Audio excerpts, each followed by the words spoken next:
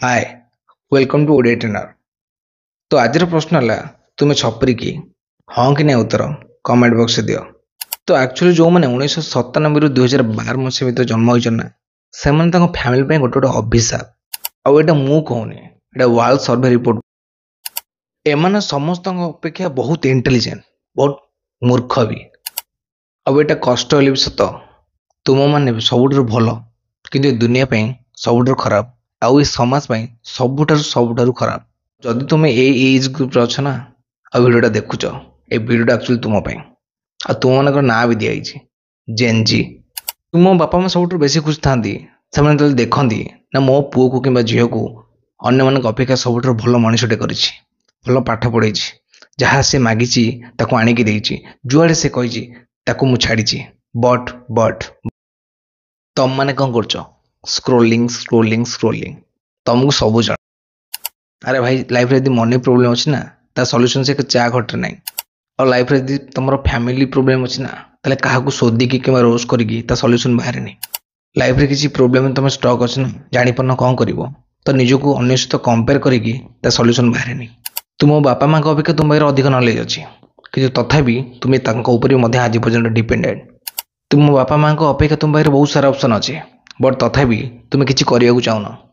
तुम बापा माँ तुमको टेक्नोलोजी विषय बहुत अधिक जाना कि तुम के शिखा चाहून।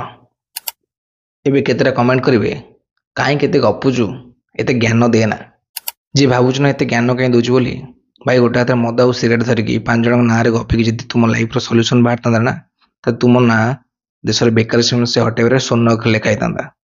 आउ हाँ जो मद आ सिगरेट धरिकी तुम भाव शो अफ देखुच ना ताकू भी किणापी घर मागिक आनीच तो किसी कहया पूर्व कि भाविया पूर्व बी साइलेंट।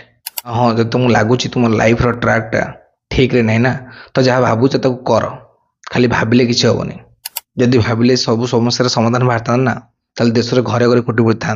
तो मझे मझे जो भल ना लगुच आसिक मोटिवेशनल वीडियो देखिए जो स्टेटस दे दौर ना तुमको लगुच ना तुम लाइफ रे किसी ना यदि सेमती होता तुम जो दुकान चा पीउच सी आसिक मोटिवेट तो किसी हवाक किसी करने पड़े आउ किसी करने किसी आउ 2 मिनिट मैगी खाई 2 घंटा रील देखिकी आउ 2 दिन सोशल मीडिया आसिक शोधिकी रोस्ट करी समस्त ज्ञानी होता ना ताहले तुम मानक छपरी कही ना था। मुझे जानी तुमको ये छपरी गोटे भारी बाधिब कि मुझे कौन करी तुमने सतरे से तुम से हिं करुच। तो कथार अच्छी सत कहले लोक डैश पड़े बट मो कथा तुमको हार्ड लगुथ बट कौन करी जब लंकाटा राग ना खाइबार आउ ए जाए वीडियो देखला जब तथापि तुम स्क्रोलिंग करके निज कंफर्ट जोन को जाऊँ ना तो टाटा बाय बाय मोर किसी कहबार ना।